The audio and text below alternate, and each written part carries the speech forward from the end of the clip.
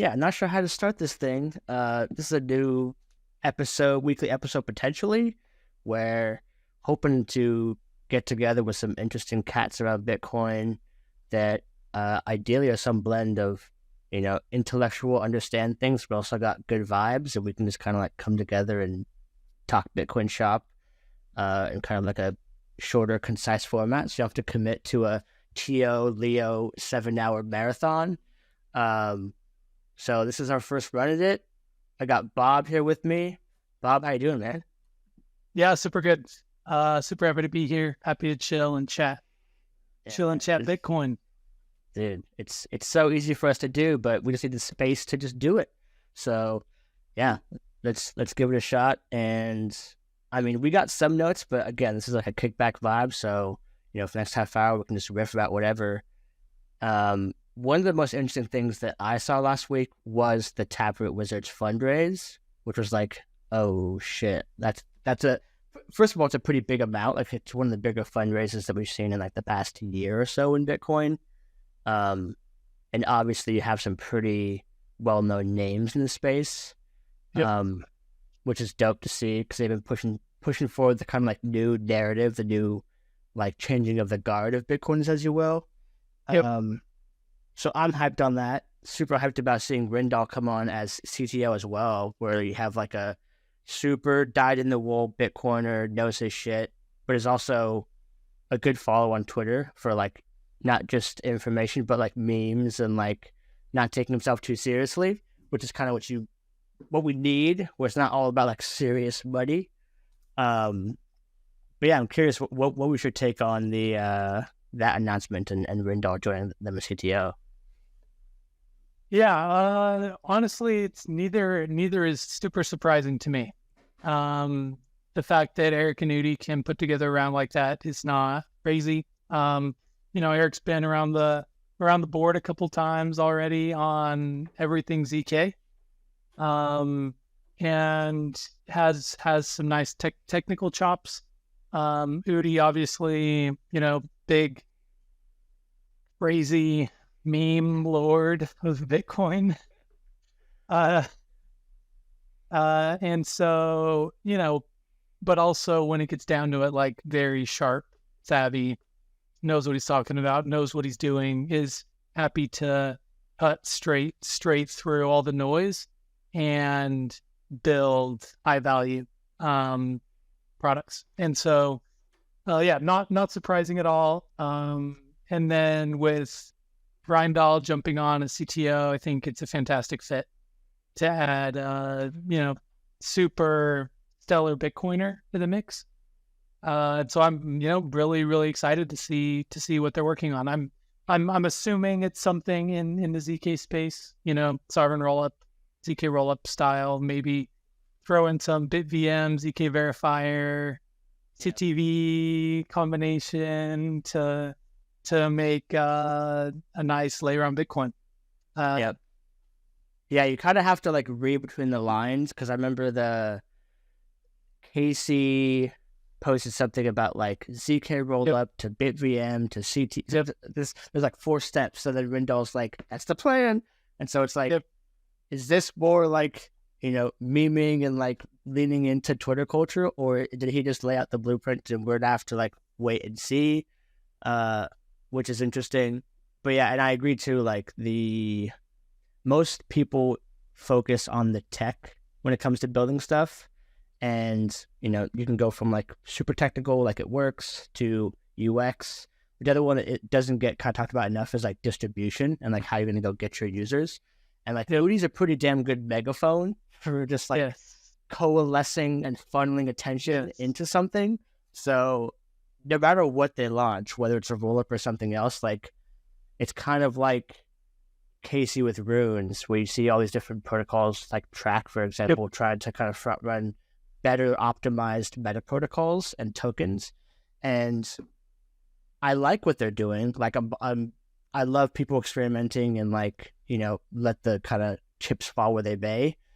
But in that same regard, like when Runes launches, just because Casey has so much cachet, it's like, it just funnels. It doesn't matter what the tech spec is. It just funnels energy to that thing. And I think Taproot's got that same benefit where it's like they kind of have this three-headed monster of like Eric, who's like part technical, part can roast you on Twitter, and Udi can just roast you. And then Rijndael can hold his own too, but he's also like a tech whiz. So you got a really nice balance there. It's super interesting. Yep. Yeah, agreed. So yeah, it'll be really interesting to see what happens there. I think you kind of need a new opcode on Bitcoin in order to enable the true trustless rollup. Yeah.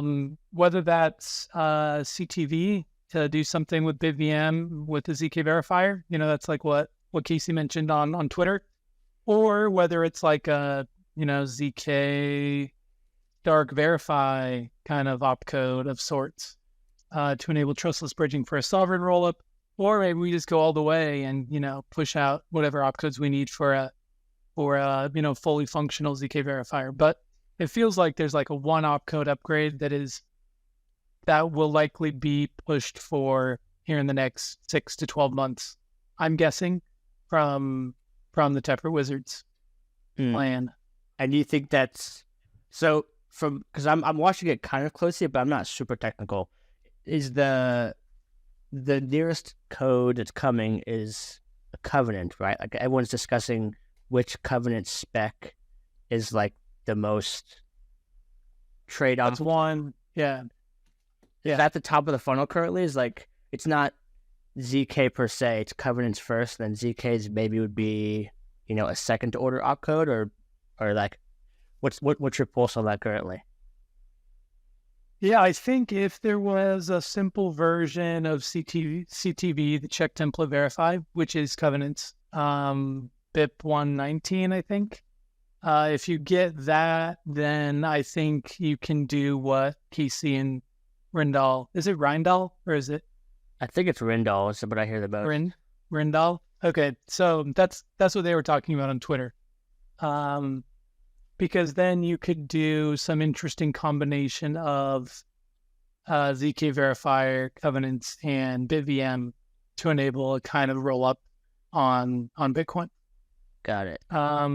So yeah, that feels like an interesting path. I know that there have been some key limitations to BitVM, but that they're cranking through those limitations. One of them was a single use. Meaning, you deploy the transaction and it's like a single use 2-person smart contract, essentially. That's off chain and then you resolve on chain if needed. But I think they have a way to do just a generic transaction deploy and then in an off chain manner, you can kind of adjust the smart contract parameters. So it's a different kind of bit commitment. And then, there are ways to mitigate the two-party nature of BitVM as well, so you can have multiple verifiers. I know they've been thinking about that a lot. So, yeah, that feels to me like the closest path forward, perhaps, is get a simple CTV. And got it. It's interesting. I don't know. Robin's really wanting opcat as well.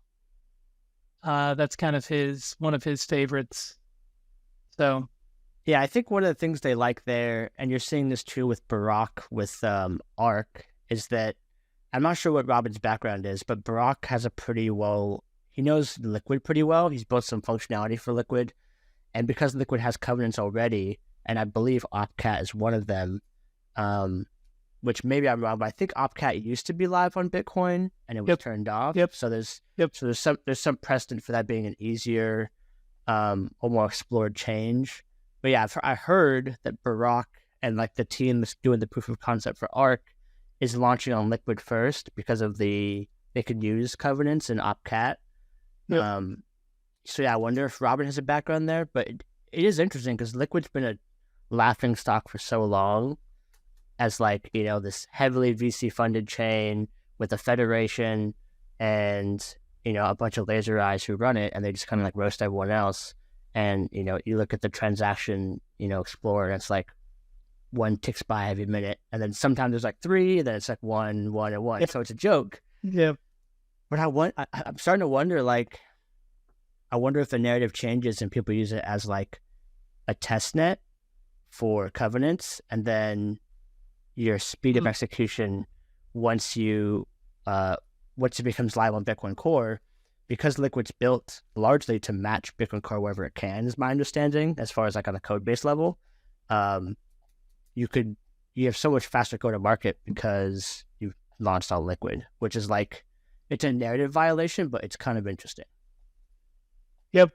Yeah. Yeah, I think that's interesting.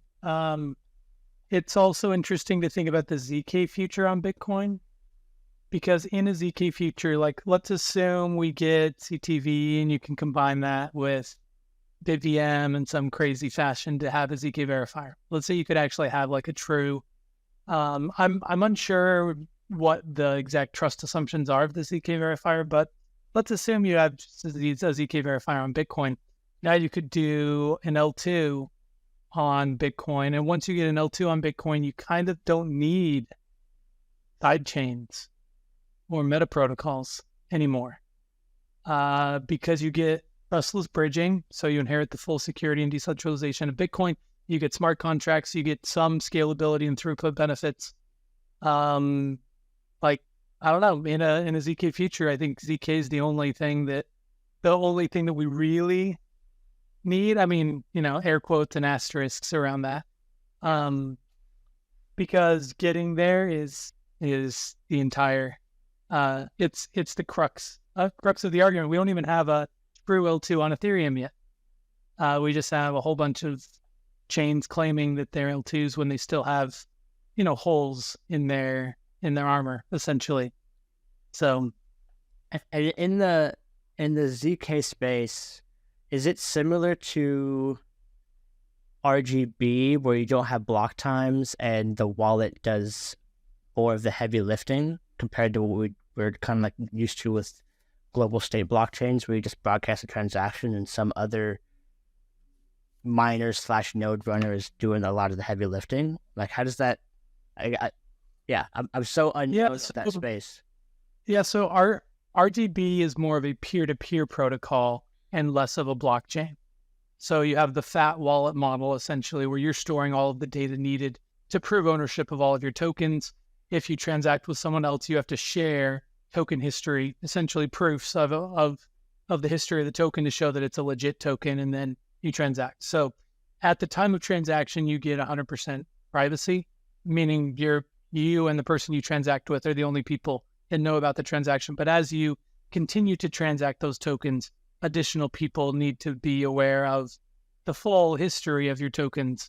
But that could be improved over time. You could imagine ZK being implemented here in a privacy context, which could be interesting. So RGB, peer-to-peer protocol.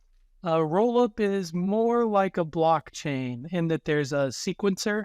All the transactions get submitted to the sequencer. The sequencer orders them and generally executes them. So now you have state. You have like L2 state that lives somewhere by the sequencer. The inputs and I guess it's the inputs get sent off to a prover. The prover then generates a proof, and then the inputs and the proof go and are stored on your data availability layer, which in this case would be Bitcoin.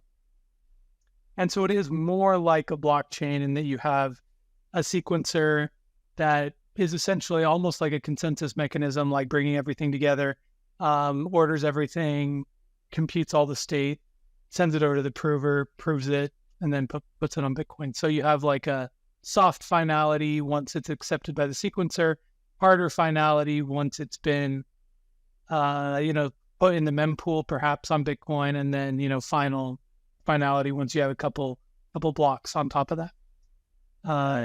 Is there an incentive for someone to run a sequencer? Like, as like a middleman, are they getting like a cut of the fees, or like, because it seems at first glance kind of like how ORD is, where it's like there's not much benefit to running an ORD client besides you just want to be altruistic and run your own indexer, I guess.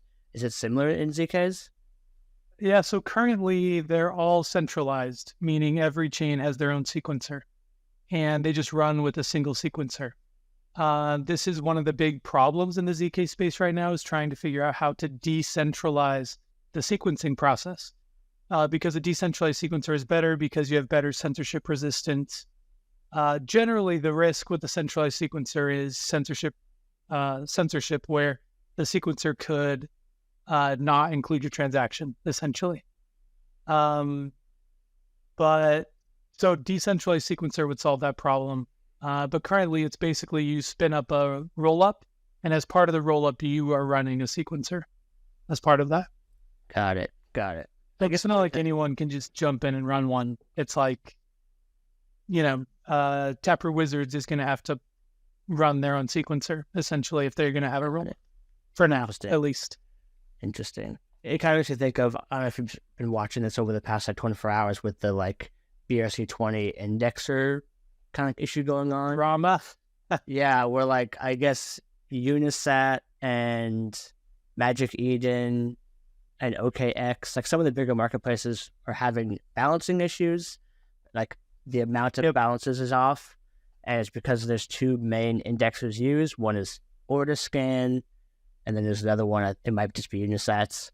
And then Alex and Domo and that whole team is trying to do a decentralized indexer, and they're doing a bunch of governance and town halls and stuff, and they might have broke some. I've been watching it from afar. I don't fully understand it. It seems like it's very early, but it seems like that's kind of the same issue you're talking about, where it's going from centralized to decentralized within these kind of paradigms.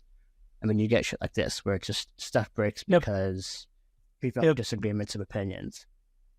Yeah, I think it was related to the white module, black module implementation from Unisat, where if you deposited funds in some fashion, then there was some weird thing happening with balances. This is anecdotal, this might be completely false, everything that I just said, but that's what I saw so far, was that interacting with these with the BRC20 swap block module in a specific way would result in mismatched balances for some reason across indexers, but I don't know why. I just saw the report from Benny. Yeah, same. And then I saw Chente talk about some stuff this morning, and I haven't been watching this space super closely because I personally hate BRC20s. I've tried using them a couple of times, and I'm this is so frustrating to use that I'm just gonna wait for the next thing and let degens be degens. But it sounds like the black module was it's a black box, so you can put stuff in and you can swap once you're in the box, but you can't withdraw. And it becomes a white box when you can withdraw. And so it sounds like that was one of the potential issues, is that someone tried to almost proactively try the white box functionality and it broke some stuff, is maybe what happened. But I don't know. I'm definitely, it seems like some people are trying to turn on some kind of things that weren't fully formed already. And it broke some stuff. But yeah, it's definitely wild too, because there's so much money in BRC20, so it's it's dangerous house of cards at some level. Yeah, at every level.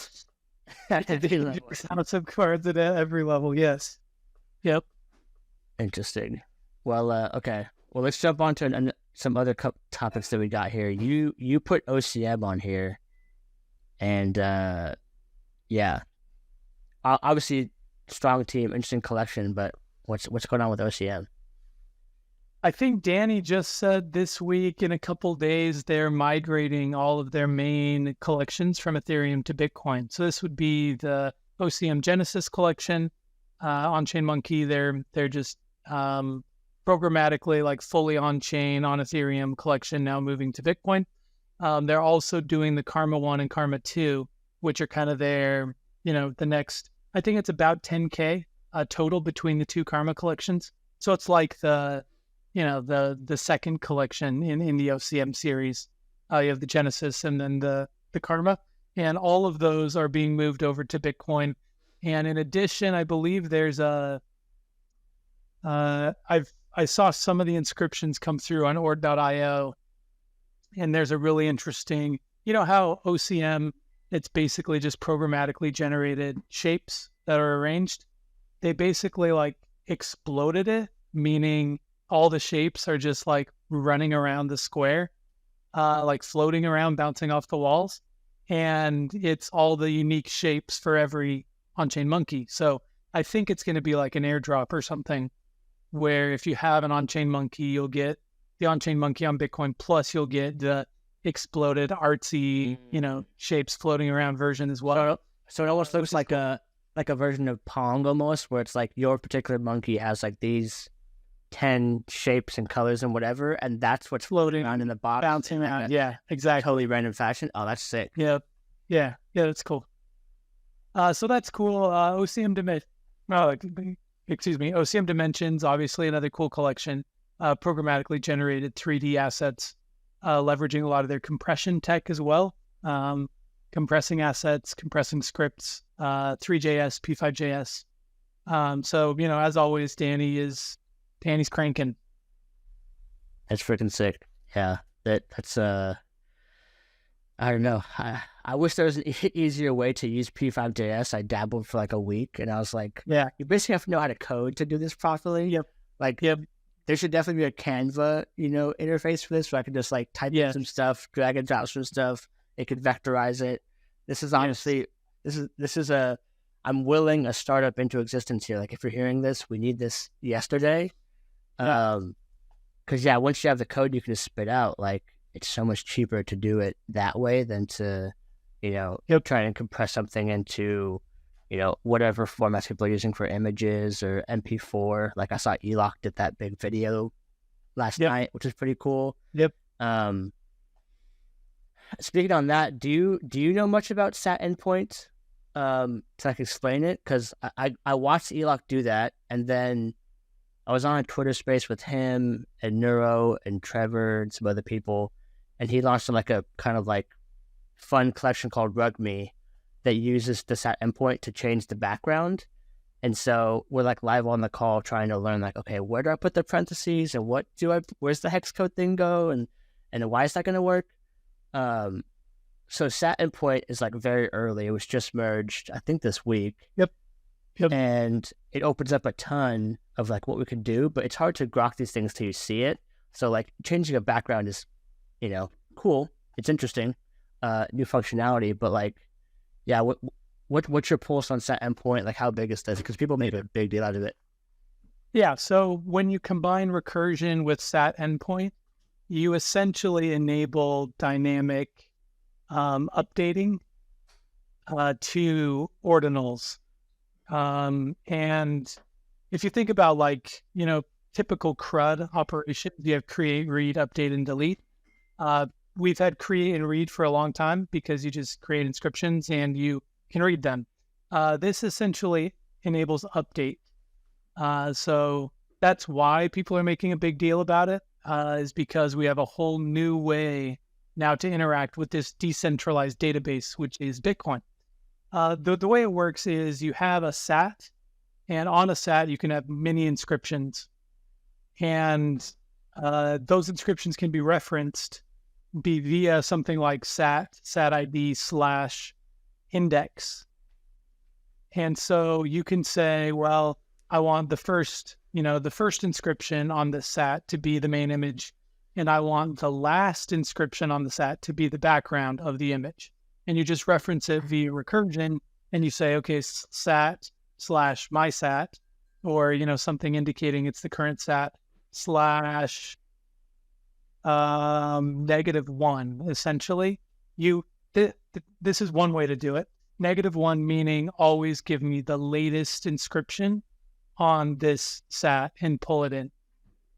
So that's one way to do it. And I didn't glance at the code, so I don't know exactly how the RugMe collection is working, but I'm assuming it's something like this, where you essentially specify SAT /SAT ID /-1, which will give you, every subsequent reinscription of the SAT gives you a new background, for example. Got it. And for like dynamic collections that are using recursion, so like in this example, they have like a bunch of layers, and then they stack those in a certain order using HTML code. So like the first one could be background, then you have the body. Say the fifth one is like hat or something, like looking at like the ninjas where they're doing like all these different combinations. in this example, you could change the third thing in this and like change your shirt from like, you know, a Bitcoin frog body to like a tuxedo or something. Like that's what you could start to do here. Yeah, and even crazier, you could use some kind of generative standard. I know Femojis did one. I know the Ordibots did one. We did one called BitGen. But basically, you inscribe all your layers separately. So they're all separate layers, and then you just combine them using some kind of collection JavaScript. And then you just reference the collection JavaScript and then pull in all of your layers. So the crazy thing is using reinscription plus the SAT endpoint, everything in the collection is mutable. By mutable, I mean anything could change. Yeah. Because your collection JavaScript is essentially what determines which layers get pulled in based on which token. And so any of the layers could change. All you have to do is go and reinscribe a layer to something new. And the way that you're referencing it could use the SAT endpoint such that it just gets upgraded. And collectors would have no say over this. You could basically, like, as a creator, any of the layers could be updated at any time. Further, you could even update the collection JavaScript and you could just nuke all the hats. Or you could just, let's see, you could update it to pull, you could completely change the inscriptions that it's referencing. Because you can just update the collection JS. Could you change? Yeah, everything's mutable. Everything is mutable. And so the limitations here, though, are everything currently that ORD does and Recursion does has to be on-chain. So you can't point to anything external currently, right? You can point to like a website as like a click, and it could, maybe you can click out to a website, but you can't like load something dynamically from a website. You could. If you adjusted your content security policy as an explorer, you could do it. Like anyone individually could do it right now if they wanted to. You don't even need an upgrade to ORD or anything. Like if ORD.io wanted to allow it, they could allow it right now. And everything would just start working because it's a front-end issue, not a back-end issue. Got it. On the dynamic piece then, do you have to send a transaction for it to trigger something, or could you have like a Boolean pass-fail oracle that says, you know, if Bitcoin goes above 50K, you know, make all the people raise their hands in celebration, and that becomes like a trait for the collection. Like, could that watch an oracle, like the UTXO oracle, whatever it's called, or like an external price feed, and trigger that automatically? Or when you're doing the SAT endpoint chain, you have to rebroadcast a transaction to do that actual change? No, so the only reason you'd need a Bitcoin transaction is if you need more inscriptions. So if you wanted to reinscribe a layer or reinscribe your collection JS, your JavaScript file that kind of defines how your collection works, then you need a Bitcoin transaction. If you want to use some kind of price oracle, all you need is to get an explorer to allow you to make some kind of external call, and then it would just work.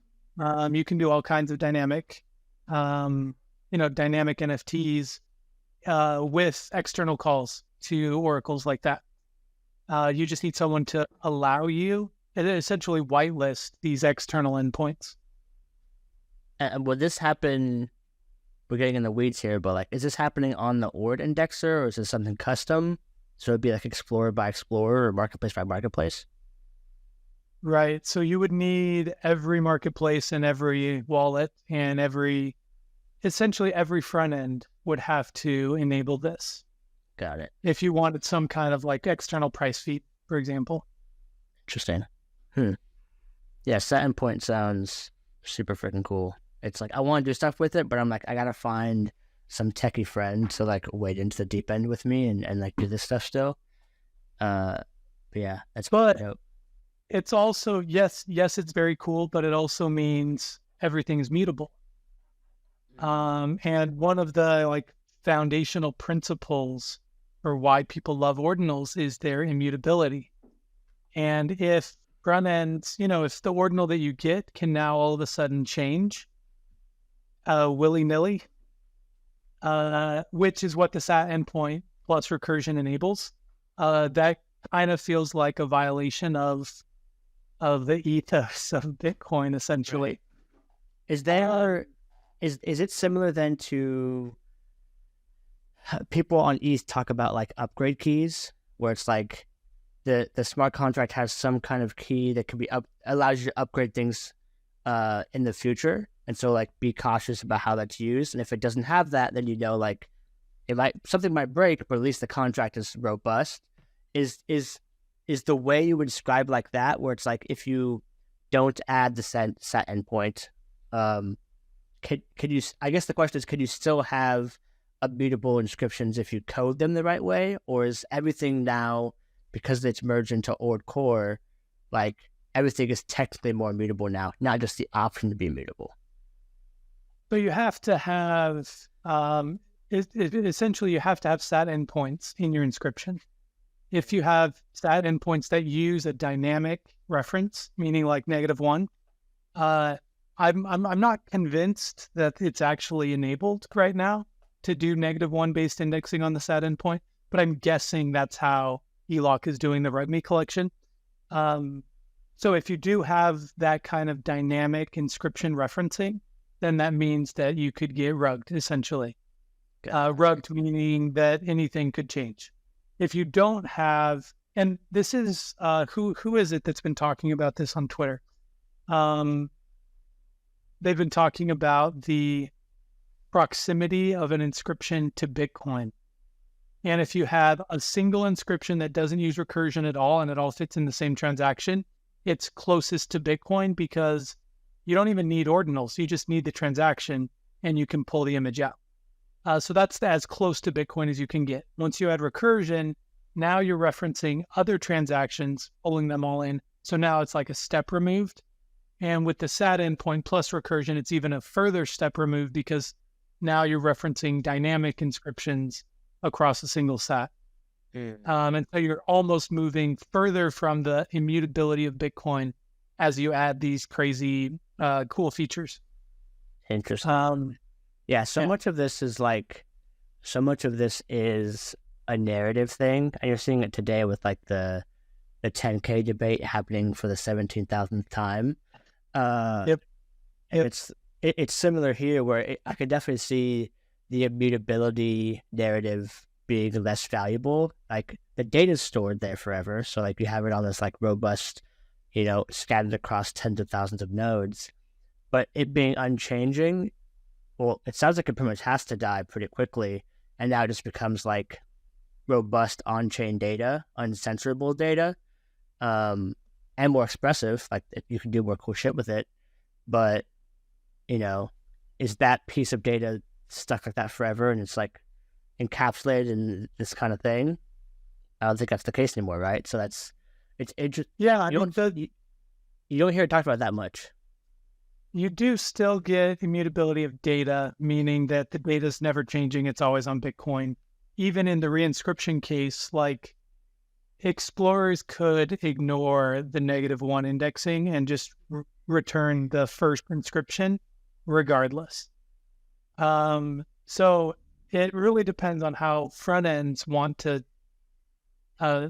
people to view the SAT endpoint recursion mix. If they want to, like, maybe there's I don't know, just brainstorming here, but maybe there's different view modes for an ordinal. There's like the immutable version because it's the first of every one, and it doesn't matter what kind of SAT. Well, yeah, it gets messy. Yeah, no, I could see that. It kind of brings me back to like in social media where they have like the chronological view and then like the algorithmic view, and it's like there was a debate for a while there of like, I don't want to be algorithmized. I want to have like my front to back thing. But then when you try it out, it's like there's just a lot of shit in between there. Like you don't really want a chronological feed unless you're like on Twitter nonstop. Instead you kind of have bigger problems to like look inward and explore. But Yes. so it's interesting. I could definitely see that though, where it's like you have like the peer view and you have like the dynamic view. And the analogy I heard someone talk about is like it's like a book cover, where it's like the book is still remain unchanged. You can keep changing the book covers in some sense, but the book is still that first edition of the book is still there somewhere. You're just looking at the third edition, but the first is still off in the ether. And like you said, an explorer could choose to be like, we just do first editions. That's all we do, and that's what we're known for. That kind of thing. Yep. But it's also tricky because even in the first edition case, you could point to an inscription that has not been inscribed yet. So imagine a collection with all these nice layers, and then there's like a black screen of death that overlays everything, but it hasn't been inscribed yet, and so it's just hiding. And then once it's inscribed, now it has something to reference, and now all the inscriptions go black. And it's just basically recursion. Like, this happens because of recursion. So you could already do things like this where, I mean, it's kind of funny. Like, why would you want to make your collection go dark? But I'm sure people will do it. And so, I mean, it does kind of start to violate the immutability case for inscriptions, where you do kind of have this gradient of like, how far away from Bitcoin are your inscriptions versus how close to Bitcoin are they? Yeah. That's super interesting. Okay. Well, I mean, I want to keep these to like a half hour roughly for this experiment that we're trying. But one other thing I want to touch on is what you announced this morning with Bioniq, which you've been working on this marketplace for a while, and it sounds like it's going live soon. So, yeah, talk to the people a little bit about what's going down there. Yeah, really excited. You can see I'm wearing my Bioniq shirt. I don't know if it comes forward or backward. If it comes backward, it's correct. Oh, it is good. To me, I'm backwards, so it says pinoid. Pinoid is the Bioniq backwards. Bioniq is an ordinals marketplace and launchpad we've been building for the last, like 9-10 months. We're building it on a Bitcoin sidechain called ICP, and we're doing that for the usability benefits. We can just create really, really fantastic user experiences building on a Bitcoin sidechain right now. So Bioniq will launch on Wednesday, November 29th. We're very excited. This has been a long time coming. Some of the key benefits of Bioniq, because we're building on a sidechain, that means we have smart contracts. We're wrapping Bitcoin over. It's essentially like a super good multi-sig controlled at the protocol level on the ICP side for the Bitcoin bridge. We also have an ordinals bridge, so you can wrap ordinals over to the ICP side. Once you move everything over to ICP, the benefits are 2 to 5 second finality. There are no network fees or gas fees. So fast transactions, cheap transactions, and we do like a single click login with Google. We use Web3 Auth, which is non-custodial key management, and we have all the great marketplace features. You can put in offers on ordinals. You can do auctions, fully featured English auctions. You can buy, sell. We've integrated the open PSBT listings on Nostr. If you know the OpenOrdex or the DZ Place, both of those host your PSBTs to Nostr. We've integrated all those into Bioniq as well. So yeah, should be a really good launch. And when you make an account there, does it also spin up a Nostr pub key for you at the same time, or does that have to be like bolted on after the fact? Yeah, so we don't do anything on the user side with Nostr pub keys or anything like that, because you don't need them to access the PSBTs. Essentially, we just grab all the PSBTs currently stored there, and then validate them all, and then display them as listings in the marketplace. And we have all the PSBT data already, so it's just like a native integration. You just like buy it with Bitcoin, and you're ready to go. You don't need to do anything other than hit the buy button. Got it. So you don't need to be on Nostr per se. It's just the bulletin board that you can just pull off this Post-it note, which is a pre-signed transaction, and then you sign the other half, and then you get whatever the transaction's done. Okay. Yep. And then on the bridging side, because ICP is not really used by many Bitcoiners. So I'm curious about this interplay.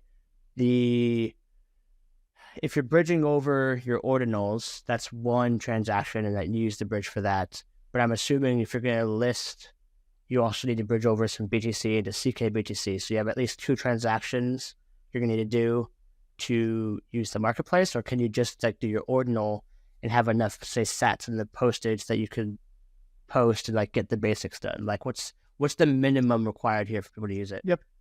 Yeah. So in order to list an ordinal, you have to wrap it over to the ICP side, and wrapping does take a Bitcoin transaction.